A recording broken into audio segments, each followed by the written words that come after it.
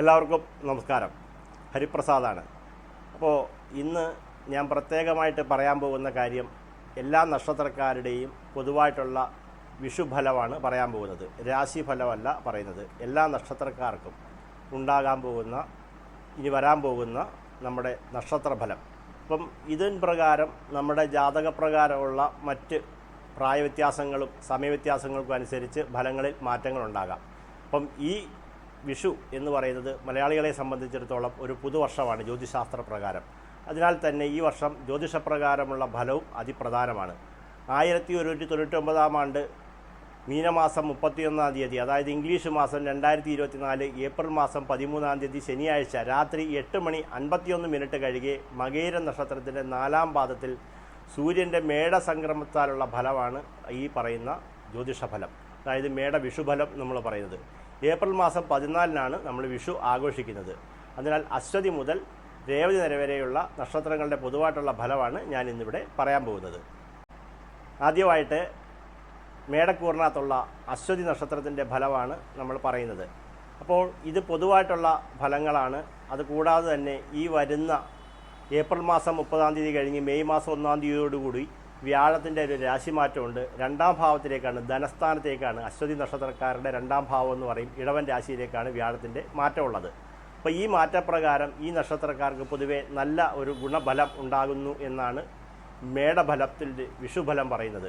അപ്പോൾ പൊതുവായിട്ടുള്ള പ്രവർത്തനങ്ങൾ, സ്ഥാനമാനങ്ങൾ ഉണ്ടാവാനും മേലധികാരികളിൽ നിന്നും പ്രീതികളൊക്കെ പിടിച്ചു പറ്റാനും ഉദ്യോഗത്തിൽ സ്ഥാനക്കയറ്റം ഉണ്ടാകാനും കുടുംബജീവിതത്തിൽ ഉയർച്ച ഉണ്ടാകാനും ധനപരമായിട്ടൊക്കെ നമുക്ക് മുടങ്ങിക്കിടക്കിരിക്കുന്ന ഏതൊക്കെ കാര്യങ്ങളുണ്ടോ ആ കാര്യങ്ങൾക്കെല്ലാം ഒരു നീക്കുപോക്കൊക്കെ ഉണ്ടാകാനും ഒക്കെയുള്ള ഒരു ഗുണം ഈ വരുന്ന മേടവിഷുഫലം കാണിക്കുന്നുണ്ട്. അതുപോലെ തന്നെ കുടുംബപരമായിട്ടുള്ള എന്തെങ്കിലും തർക്കങ്ങളോ കേസ് വഴക്കുകളോ ഭൂമി സംബന്ധമായിട്ടുള്ള എന്തെങ്കിലും ക്രയവിക്രയങ്ങളൊക്കെ കുടുംബപരമായിട്ടൊക്കെ ഉണ്ടെങ്കിൽ അതിനൊക്കെ ഒരു അനുകൂലമായിട്ടുള്ള ഫലമായിട്ടാണ് മേടവിഷുഫലം പറയുന്നത്. അതുകൂടാതെ പല കാര്യങ്ങൾക്കും നമുക്കൊരു നേടാൻ സാധിക്കുമെന്നും സാമ്പത്തികമായിട്ടുള്ള ഒരു മെച്ചം ഉണ്ടാകുന്ന കാലം എന്ന് പൊതുവെ പറയാവുന്നൊരു രാശിയാണ് മേടത്തിലെ കൂറുകാരായിട്ടുള്ള അശ്വതി നക്ഷത്രക്കാരുടെ പൊതുഫലം. പ്രതീക്ഷിക്കാത്ത പല കാര്യങ്ങൾക്കും നമുക്കൊരു നേട്ടം ഉണ്ടാക്കാനും സുഹൃത്തുക്കളിൽ നിന്നും ബന്ധുക്കളിൽ നിന്നും അനുകൂലമായിട്ടുള്ള നേട്ടങ്ങളൊക്കെ ഉണ്ടാകാനും പൊതുവെ പറയാനാണെങ്കിൽ നല്ല ഒരു കാലഘട്ടം ആണ് എന്ന് പറയാൻ പറ്റുന്ന ഒരു സമയമാണെന്ന് കാണുന്നുണ്ട്. അടുത്തതായിട്ട് ഭരണി നക്ഷത്രക്കാർക്ക് പൊതുവെ അവരുടെ മേടക്കൂറുകാരാണല്ലോ. അപ്പം മേടക്കൂറുകാരായിട്ടുള്ള ഭരണി നക്ഷത്രക്കാർക്കും ഒരു പ്രത്യേകമായിട്ടുള്ള അനുകൂലമായിട്ടുള്ളൊരു കാലമാണെന്ന് കാണുന്നുണ്ട്. ഉദ്ദേശശുദ്ധിയോടുകൂടി നമ്മളൊരു കാര്യത്തിന് വേണ്ടിയിട്ടുള്ള ഉദ്ദേശശുദ്ധിയോടുകൂടിയൊക്കെ പ്രവർത്തിച്ചു കഴിഞ്ഞാൽ വളരെയധികം ഗുണങ്ങളും നേട്ടങ്ങളും ഉണ്ടാകുന്ന ഒരു സമയമായിട്ട് വേണം ഈ വർഷത്തെ കണക്കൂട്ടാൻ. അതായത് ഈ മേടം 1 മുതൽ അടുത്ത മേടം 1 വരെയുള്ള ഒരു വർഷക്കാലത്തെയാണ് നമ്മൾ ഈ ഫലം വിഷുഫലം പറയുന്നത്. അതുകൂടാതെ നമ്മുടെ പ്രവൃത്തിക്കനുസരിച്ചുള്ള ഫലങ്ങൾ നമുക്ക് നേടാൻ സാധിക്കുമെന്നൊക്കെ കാണിക്കുന്നുണ്ട്. ചെയ്യുന്ന കാര്യത്തിൽ സാമ്പത്തികമായിട്ടുള്ള ഉയർച്ചകളും നേട്ടങ്ങളും ഉണ്ടാകുമെന്നും ധനപരമായിട്ടുള്ള ഉയർച്ച ഉണ്ടാകുമെന്നും ധനകാര്യ സ്ഥാപനങ്ങളിൽ നിന്നൊക്കെ ഉള്ള എന്തെങ്കിലും ലോണുകളോ അതുപോലുള്ള എന്തെങ്കിലും കാര്യങ്ങൾക്കൊക്കെ വേണ്ടി നമ്മൾ ശ്രമിക്കുകയാണെങ്കിൽ പെട്ടെന്ന് അതിൻ്റെ കാര്യങ്ങളൊക്കെ നടക്കുകയും മുടങ്ങിക്കിടക്കുന്ന എന്തെങ്കിലും ധനപരമായിട്ടുള്ള കാര്യങ്ങളൊക്കെ അതൊക്കെ വേണ്ടി നടക്കുമെന്നും കുടുംബ ഐക്യം ഉണ്ടാകുമെന്നും അതുപോലെ തന്നെ കുടുംബകാര്യത്തിൽ കൂടുതൽ ഗുണകരമായിട്ടുള്ള പ്രവർത്തനങ്ങളും സൗഹൃദപരമായിട്ടുള്ള പല കാര്യങ്ങളും നേരത്തെ സൗഹൃദമായിട്ടുണ്ടായിരുന്ന പല കാര്യങ്ങളും വീണ്ടും നമുക്കതൊരു ഗുണകരമായിട്ട് വരുമെന്നൊക്കെ കാണിക്കുന്നുണ്ട്. അപ്പോൾ പൊതുവെ മേടക്കൂറുകാരായതുകൊണ്ടാണ് മേടക്കൂറിനകത്ത് നമുക്കറിയാം അശ്വതി ഭരണി കാർത്തിക കാല് അങ്ങനെ 2.25 നക്ഷത്രമാണ് വരുന്നത്. അപ്പം മേടക്കൂറിനകത്തെ പൂർണ്ണ 2 നക്ഷത്രങ്ങളാണ് അശ്വതിയും ഭരണിയും. അപ്പോൾ രണ്ടുപേർക്കും പൊതുവെ നല്ല ഒരു സമയമായിട്ടാണ് ജ്യോതിശാസ്ത്രപരമായിട്ട് മേടവിഷുഫലം കാണിക്കുന്നത്. അടുത്തതായിട്ട് കാർത്തിക നക്ഷത്രം. കാർത്തിക കീർത്തികേക്കും എന്ന് തന്നെയാണ് ഈ മേട വിഷുഫലം കാണിക്കുന്നത്. അതായത് ഏറ്റവും കൂടുതൽ നേട്ടമുണ്ടാക്കുന്ന നക്ഷത്രമായിരിക്കും കാർത്തിക നക്ഷത്രം എന്നാണ് ജ്യോതിശാസ്ത്രപരമായിട്ട് മേടവിഷുഫലം കാണിക്കുന്നത്. കീർത്തി കേൾക്കാൻ ഇടയാകുമെന്നും പല കാര്യങ്ങളിൽക്കും ഒരു അനുകൂലമായിട്ടുള്ള ഒരു കാര്യങ്ങൾ ഉണ്ടാകുമെന്നും ധനപരമായിട്ടുള്ള നേട്ടം ഉണ്ടാകുമെന്നും സാമ്പത്തികമായി ഉയർച്ചയുണ്ടായിരിക്കുന്ന കാര്യങ്ങൾക്കെല്ലാം നമുക്ക് സാമ്പത്തികമായിട്ട് നേടേണ്ടതായിട്ടുള്ള പല കാര്യങ്ങൾക്കും ഗുണകരമായിട്ടുള്ള അനുകൂലമായിട്ടുള്ള ഭാവം ഉണ്ടാകുമെന്നും അതുപോലെ തന്നെ വാഹനം ഗൃഹം ഒക്കെ സ്വന്തമാക്കാൻ ആഗ്രഹിക്കുന്നെങ്കിലോ തൊഴിലിന് വേണ്ടിയിട്ടൊക്കെ ശ്രമിക്കുകയാണെങ്കിൽ അതിനുള്ളൊരു ഗുണം ഉണ്ടാകുമെന്നും വിദേശ രാജ്യങ്ങളിലേക്കൊക്കെ പോകാൻ ആഗ്രഹിക്കുന്നുണ്ടെങ്കിൽ അതിനൊരു മെച്ചമായിട്ടുള്ള സമയം ഉണ്ടാകുമെന്നും അതുപോലെ തന്നെ എല്ലാ വിധത്തിലും ഒരു നേട്ടം. അതെന്താണ് ഒരു നേട്ടമെന്ന് ചോദിച്ചു കഴിഞ്ഞാൽ ഏതൊരു കാര്യത്തിനും അവർ ശ്രമിച്ചു കഴിഞ്ഞാൽ ഇപ്പോൾ കാർത്തിക നക്ഷത്രക്കാർക്ക് പൊതുവെ അനുകൂലമായിട്ടുള്ള സമയമാണ്. കൂടാതെ വ്യാഴം പ്രവേശിക്കുന്ന ഒരു നക്ഷത്രവും കൂടാണ് കാർത്തിക. അപ്പം കാർത്തിക മുക്കാലിലേക്കാണ്, അശ്വതി ഭരണി കാർത്തിക കാല്, കാർത്തിക മുക്കാലിലേക്കാണ് ഇപ്പം വ്യാഴത്തിൻ്റെ പ്രവേശം. അപ്പം നിലവിൽ കാർത്തിക നക്ഷത്രത്തിലൂടെയാണ് സഞ്ചരിച്ചുകൊണ്ടിരിക്കുന്നത്. അപ്പം അതിൻ്റേതായൊരു നേട്ടം ഗുണകരമായിട്ട് കാണിക്കുന്നുണ്ട്. അപ്പം ആദ്യ രാശി പ്രകാരം മേടൻ രാശിയിൽ വരുന്ന കാർത്തിക, അശ്വതി ഭരണി കാർത്തിക കാല് നക്ഷത്രക്കാരുടെ പൊതുവായിട്ടുള്ള ഫലങ്ങളാണ് നമ്മൾ പറഞ്ഞിരിക്കുന്നത്. അടുത്തതായിട്ട് നമുക്ക് അടുത്ത രാശിയിൽപ്പെടുന്ന നക്ഷത്രങ്ങളെ നോക്കുക. അടുത്തതായിട്ട് ഇടവക്കൂറിൽ തന്നെ വരുന്നതാണെങ്കിലും രോഹിണി നക്ഷത്രക്കാർക്ക് പൊതുവെ വിഷുഫലം അത്ര ഗുണകരം അല്ല എന്നുള്ളതാണ് ജ്യോതിശാസ്ത്രപരമായിട്ട് കാണിക്കുന്നത്. അപ്പം ജാതകവശാൽ നമ്മുടെ സമയമൊക്കെ അനുകൂലമാണെങ്കിൽ അതിൻ്റെ ഗുണഫലം ഉണ്ടാവുമെങ്കിലും വിഷുഫലം നമ്മൾ നോക്കുമ്പോഴത്തേക്കിന് അത്ര ഗുണകരമായിട്ടല്ല കാണിക്കുന്നത്. കാര്യതടസ്സങ്ങളുണ്ടാകാനും എപ്പോഴും പല കാര്യങ്ങൾക്കും ഒരു ബുദ്ധിമുട്ടുകളും പ്രയാസങ്ങളും നേരിടുമെന്നും അനാവശ്യമായിട്ടുള്ള ചിന്തകൾ മനസ്സിൽ കടന്നുകൂടാനും ഭയം ഭീതിയൊക്കെ വർദ്ധിക്കാനും അനാരോഗ്യമൊക്കെ തോന്നിത്തുടങ്ങാനും ഒക്കെയുള്ള ഒരു സമയമാണെന്നും രോഗാരിഷ്ടതകൾ കൊണ്ടൊക്കെയും ധനപരമായിട്ടുള്ള നഷ്ടങ്ങളൊക്കെ ഉണ്ടാകാനൊക്കെയുള്ളൊരു സാധ്യത കാണിക്കുന്നുണ്ട്. വരുമാനത്തിൽ കവിഞ്ഞിട്ടുള്ള ചിലവുകളൊക്കെ വർദ്ധിക്കാനും ഒക്കെയുള്ള ഒരു കാര്യം ഉണ്ടാകുമെന്ന് കാണിക്കുന്നുണ്ട്.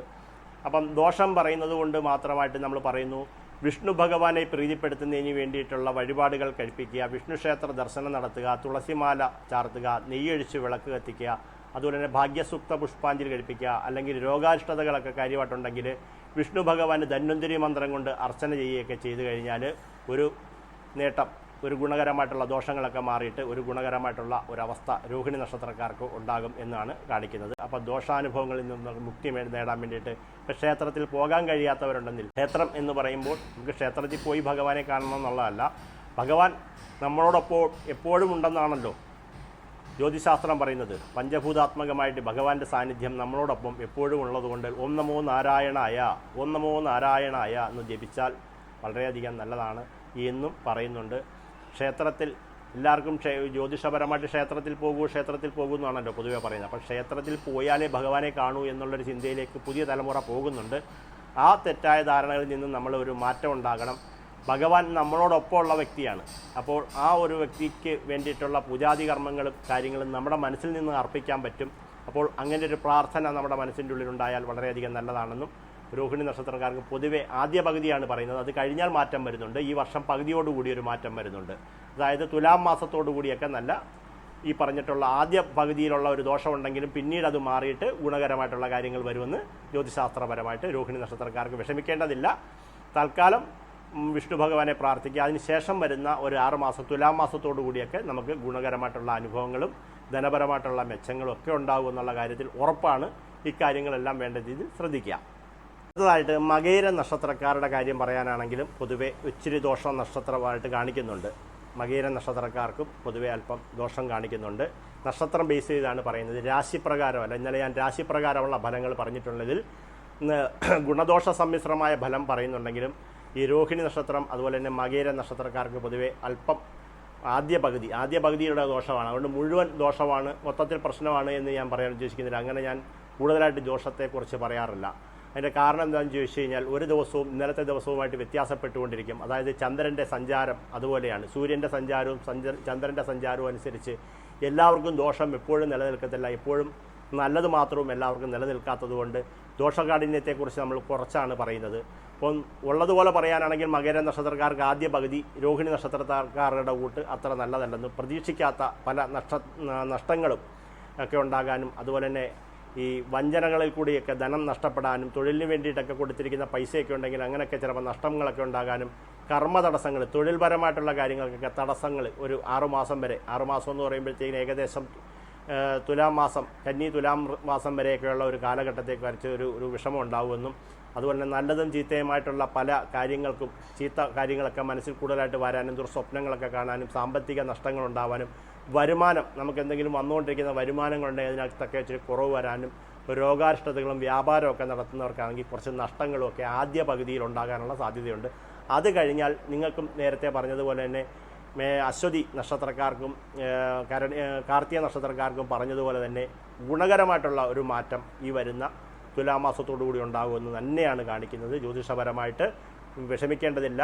അപ്പോൾ ഈ മേടഫലത്തിൻ്റെ ദോഷം പരിഹരിക്കുന്നതിന് വേണ്ടിയിട്ട് നമ്മുടെ നക്ഷത്രം ഇപ്പം നമ്മൾ പറഞ്ഞിട്ടുള്ള നക്ഷത്രം മകേര നക്ഷത്രമാണ്. മകേരം ചിത്തിര അവിട്ടം ചൊവ്വ ദിശയിലാണ് നമ്മൾ ജനിച്ചിരിക്കുന്നത്. ഭദ്രകാളി ദേവിക്ക് പൂജകൾ ചെയ്യുക. സുബ്രഹ്മണ്യന് വഴിപാടുകൾ കഴിപ്പിക്കുക, സുബ്രഹ്മണ്യ സ്വാമി ക്ഷേത്ര ദർശനം നടത്തുക, മാസത്തിലൊരു ചൊവ്വാഴ്ചയെങ്കിലും സുബ്രഹ്മണ്യന് പാലുകൊണ്ട് അഭിഷേകം നടത്തുക, നെയ്യഴിച്ച് വിളക്ക് നടത്തുക, പഞ്ചാമൃതാഭിഷേകം നടത്തുക, ഭദ്രകാളി ക്ഷേത്രത്തിൽ പോയിട്ട് രക്തപുഷ്പാഞ്ജലി വഴിപാടൊക്കെ ചെയ്തു കഴിഞ്ഞാൽ ഇപ്പോൾ രോഹിണി നക്ഷത്രം, മകേര നക്ഷത്രത്തിലൊക്കെ വരുന്നവർക്കൊക്കെ അല്പം ദോഷങ്ങൾ കുറയുകയും 6 മാസം കഴിയുന്നതോടുകൂടി അവരുടെ നക്ഷത്രത്തിൻ്റെ ആ ദോഷം പൂർണ്ണമായിട്ടും വിട്ടൊഴിഞ്ഞു മാറിയിട്ട് പൂർണ്ണമായിട്ടും അനുകൂലമായിട്ടുള്ള ഫലങ്ങളുണ്ടാകുമെന്നും കാണുന്നുണ്ട്.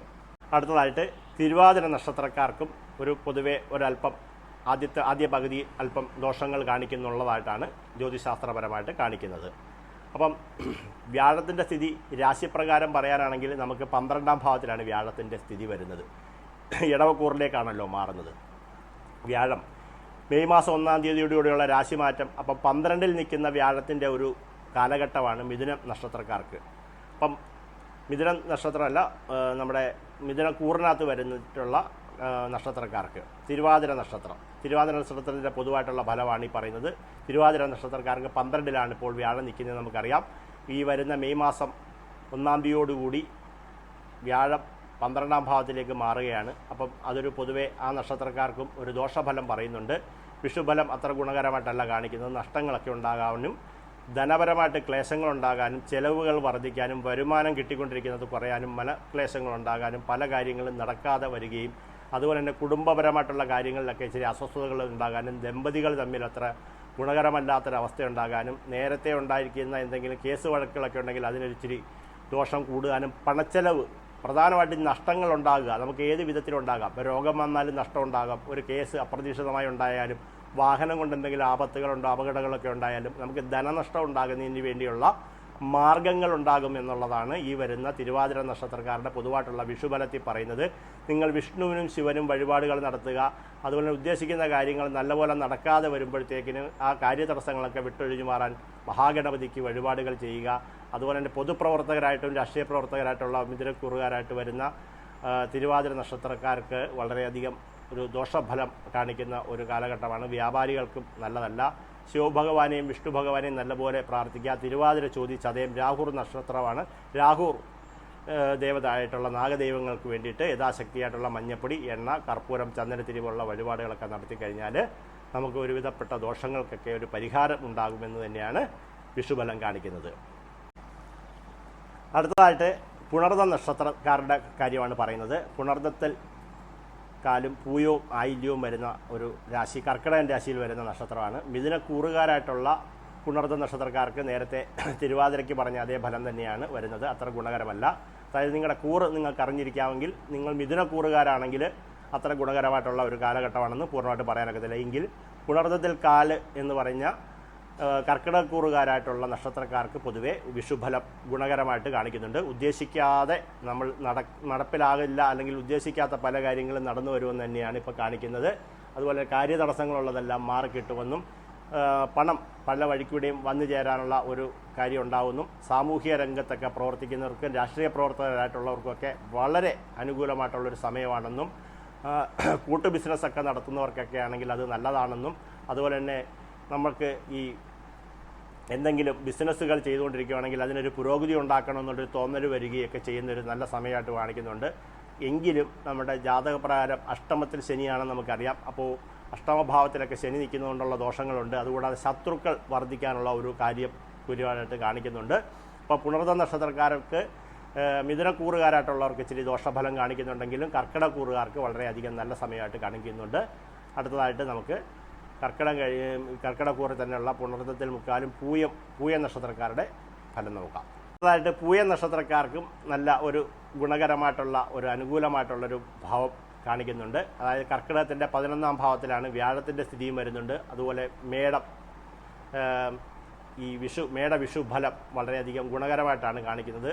പല വിധത്തിലുള്ള കാര്യലാഭങ്ങളും അഭിഷ്ടമായിട്ടുള്ള നമ്മൾ മനസ്സിൽ ആഗ്രഹിച്ചുകൊണ്ടിരിക്കുന്ന പല കാര്യങ്ങൾക്കും ഒരു നീക്കുപോക്കുണ്ടാകാനും ആ കാര്യങ്ങളൊക്കെ നടക്കാനും പൊതുവേ നല്ല ഒരു സമയമാണ്. എങ്കിലും നമ്മളെല്ലാ കാര്യങ്ങൾക്കും ഒരു 2 അഭിപ്രായം തേടണമെന്ന് തന്നെയാണ് ഇപ്പോൾ കാണിക്കുന്നത്. കാരണം 11ൽ നിൽക്കുന്ന വ്യാഴം പൂർണ്ണഫലമായിട്ട് കാണിക്കുന്നില്ലെങ്കിൽ പോലും നമ്മളൊരു കാര്യത്തിന് ആലോചിച്ച് പുറപ്പെടുമ്പോൾ ധൃതി വെക്കാണ്ടിരിക്കുക, ആലോചിച്ചുകൊണ്ട് പ്രവർത്തിക്കുക, 2 പേരുടെ അഭിപ്രായം തേടുക, ഒന്ന് ആലോചിച്ച് എല്ലാ കാര്യങ്ങളും ഒന്ന് പ്രവർത്തിക്കുക. ചെയ്യുന്ന കാര്യത്തിലൊക്കെ വിജയം ഉണ്ടാവും എങ്കിൽ പോലും നമ്മൾ ധൃതി വെക്കാണ്ട് കാര്യങ്ങളൊക്കെ ചെയ്യുക. ബിസിനസ്സിലൊക്കെ പുരോഗതി ഉണ്ടാകുമെന്നും ധനപരമായിട്ടുള്ള കാര്യത്തിലൊക്കെ മെച്ചം ഉണ്ടാവുമെന്നും ദുർചിന്തകളൊക്കെ മനസ്സിൽ കയറി വരുന്നുണ്ടെങ്കിൽ അതിനൊക്കെ ഒരു മാറ്റം ഉണ്ടാവുമെന്നും അതുപോലെ തന്നെ പൊതുപ്രവർത്തകർക്കും രാഷ്ട്രീയ പ്രവർത്തകർക്കൊക്കെ നല്ല സമയമാണെന്നും ഒക്കെ കർക്കിടക കൂറിൽ വരുന്ന നമ്മുടെ ഈ പൂയ നക്ഷത്രക്കാരുടെ ഒരു ഫലം നല്ലതായിട്ട് കാണിക്കുന്നുണ്ട്. അപ്പോൾ നല്ലതുപോലെ പ്രാർത്ഥിക്കുക.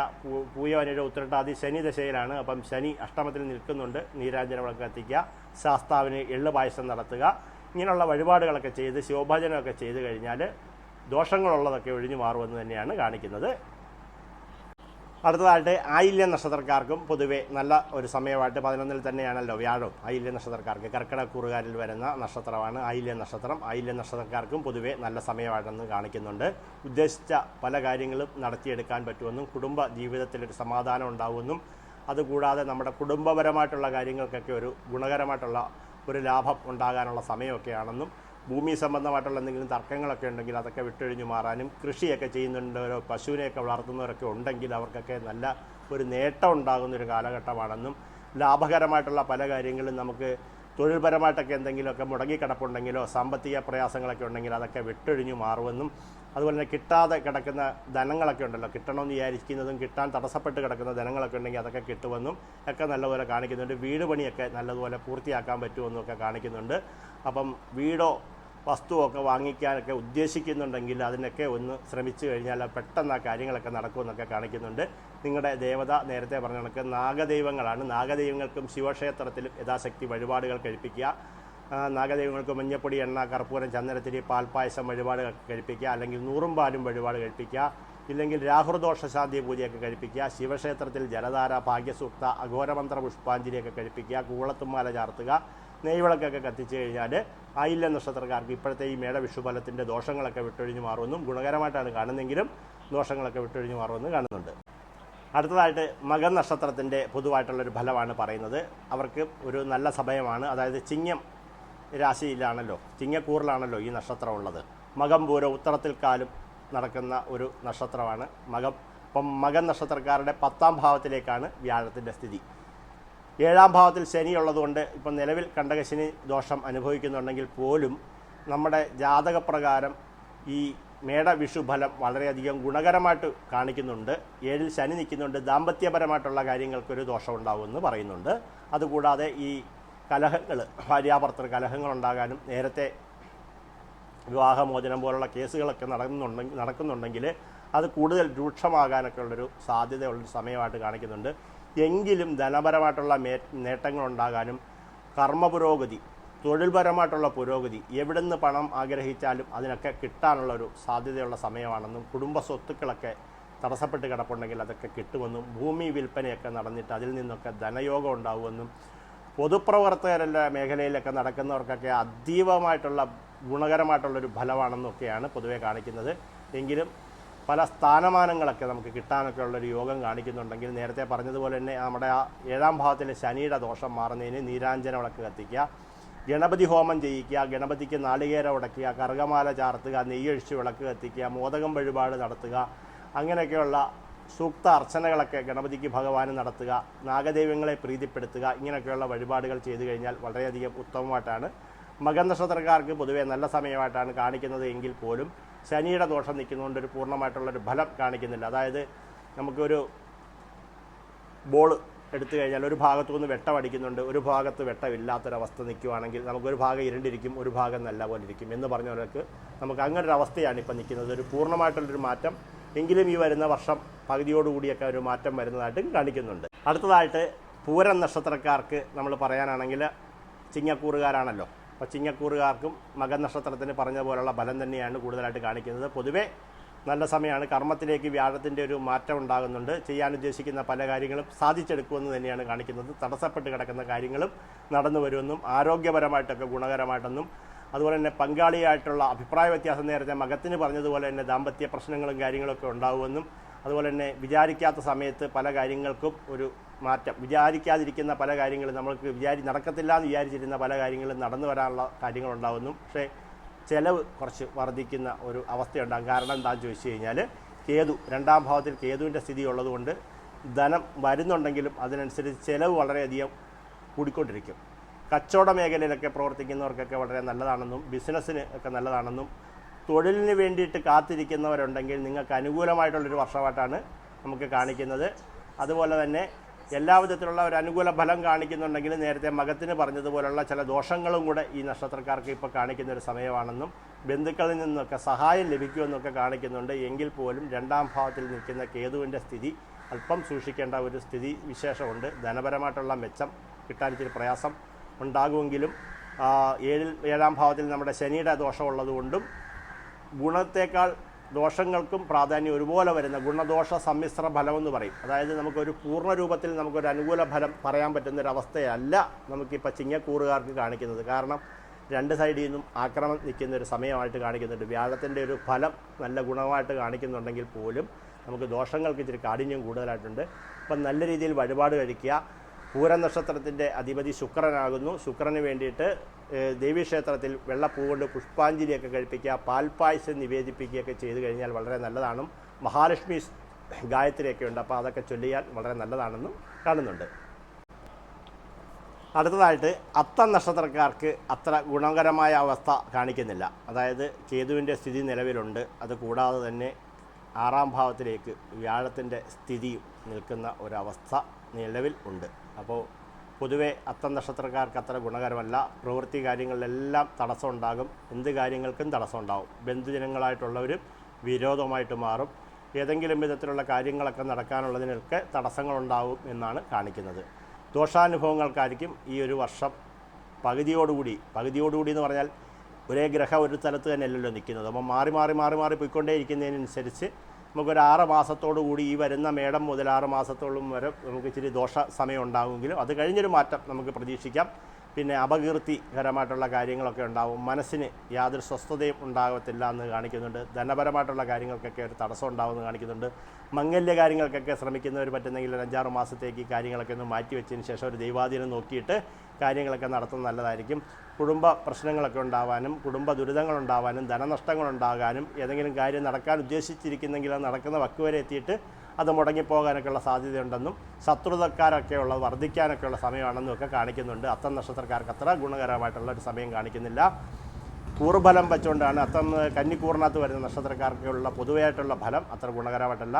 നല്ലതുപോലെ പ്രാർത്ഥിക്കുക, വിഷ്ണുപ്രീതി വരുത്തുക, ദുർഗാദേവിയെ പ്രാർത്ഥിക്കുക. ദുർഗാദേവിക്ക് വെള്ളപ്പൂ കൊണ്ട് ഒരു പുഷ്പാഞ്ജലി നടത്തുക, പാൽപ്പായസം വഴിപാടൊക്കെ നടത്തി കഴിഞ്ഞ് കഴിഞ്ഞാൽ നമ്മുടെ ഒരുവിധപ്പെട്ട ദോഷങ്ങൾക്കൊക്കെ ഒരു പ്രതിവിധി ഉണ്ടാകുമെന്ന് കാണിക്കുന്നുണ്ട്. മഹാവിഷ്ണുവിനെ നല്ലതുപോലെ ഭജിക്കുക. വേണ്ട കാര്യങ്ങളൊക്കെ നല്ലപോലെ നിവൃത്തി ഉണ്ടാകുമെന്ന് കാണുന്നുണ്ട്.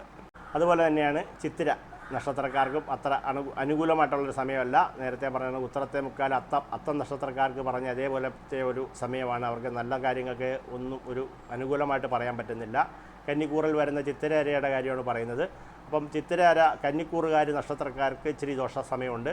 തുലാക്കൂറിൻ്റെ ഫലം നമ്മൾ പറയാൻ പോകുന്നേ ഉള്ളൂ. തുലാക്കൂറുകാർക്ക് മാറ്റം ഉണ്ടാവും.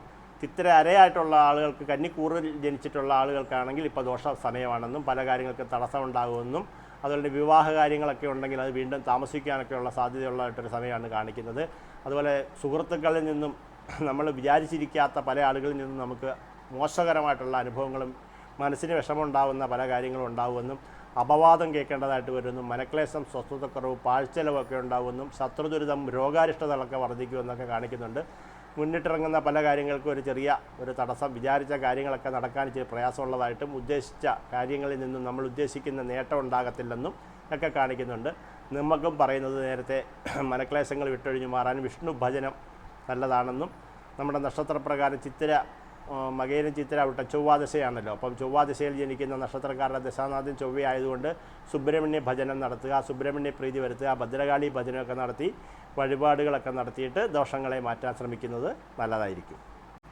അതുപോലെ തന്നെ ചോതി നക്ഷത്രക്കാർക്ക് ഒരു പൊതുവെ അശുഭകരമായ ഒരു വർഷമായിട്ട് പോലെയാണ് ഈ വിഷുബലം കാണിക്കുന്നത്. തടസ്സങ്ങളൊക്കെ പിന്തുടർന്നുകൊണ്ടിരിക്കുമെന്ന് തന്നെയാണ് കാണിക്കുന്നത്. നേരത്തെ ഉണ്ടായിരുന്ന പല കാര്യങ്ങൾക്കും നടന്നുകൊണ്ടിരുന്ന പല കാര്യങ്ങൾക്കും ഒരു വിഘ്നം ഇപ്പോൾ കാണിക്കുന്നുണ്ട്. അതുപോലെ തന്നെ കുടുംബത്തിൽ സ്വസ്ഥത കുറയാനും ബന്ധുജന വിരോധം, അതുപോലെ തന്നെ ദാമ്പത്യ ക്ലേശങ്ങളൊക്കെ ഉണ്ടാകാനും, അതുപോലെ തന്നെ നമ്മൾ ഒരു ഉപകാരമൊക്കെ ചെയ്തിട്ടുള്ളവരിൽ നിന്ന് തന്നെ നമുക്കൊരു ഉപദ്രവം ഉണ്ടാകാനും, ശത്രുതകളൊക്കെ വർദ്ധിക്കാനും, കർമ്മരംഗത്ത് തടസ്സങ്ങളുണ്ടാകാനും, അതുപോലെ തന്നെ തൊഴിൽ നഷ്ടങ്ങളുണ്ടാകാനും, വ്യാപാരത്തിലൊക്കെ ഒരു നഷ്ടം ഉണ്ടാകാനൊക്കെ ഉള്ള സാധ്യത ഉള്ള സമയമാണെന്നും കടം കൊടുത്തത് തിരിച്ചു കിട്ടാൻ സാധ്യതയൊക്കെ കുറവായിട്ട് കാണിക്കുന്നുണ്ട്.